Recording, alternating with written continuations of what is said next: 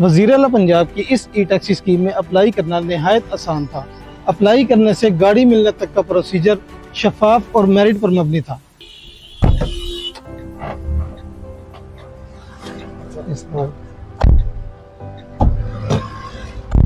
Online platform के जरिए सवारी मिलना अब आसान हो गई है।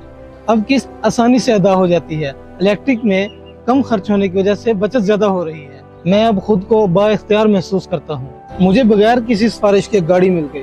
हुकूमत की इस स्कीम से मुझे बाकायदा रोजगार मिला है।